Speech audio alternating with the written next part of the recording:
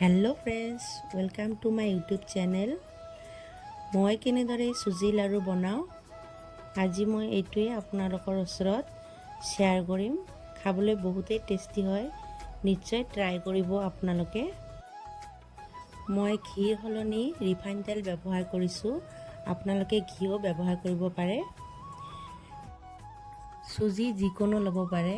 মই ডাঙৰ কাপেৰে একাপমান চুজি লৈছোঁ। এইখিনি ধুনীয়াকৈ মই ভাজি ল'ম।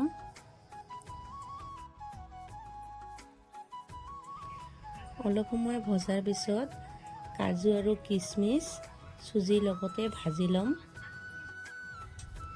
একেবাৰে সহজ পদ্ধতি হয়, সময়ো কম লাগে, খাবলৈও যথেষ্ট ভাল লাগে।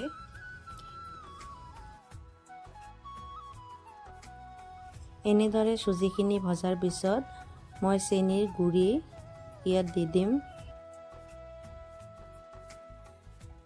মিঠাটো নিজৰ জোখমতে ল'ব। মই সৰু কাপেৰে 1 কাপ লৈছোঁ।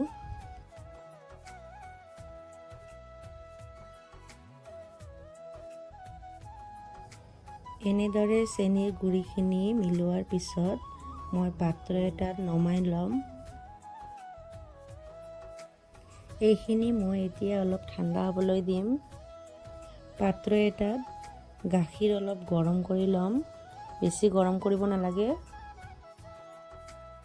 চুজিখিনি অলপ ঠাণ্ডা হোৱাৰ পিছত মই গাখীৰ অলপকৈ চুজিৰ লগত মিহলাম আৰু লাহে লাহে লাড়ু বনাম।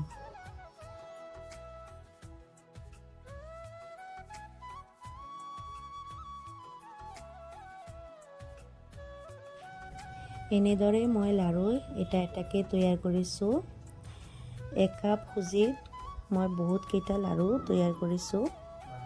আপোনালোকে যদি ভিডিঅ'টো চাই ভাল পাইছে তেনেহ'লে নিশ্চয় কমেণ্টত জনাব, আৰু যদি মোৰ চেনেলটো ছাবস্ক্ৰাইব কৰা নাই তেনেহ'লে নিশ্চয় ছাবস্ক্ৰাইব কৰি দিব।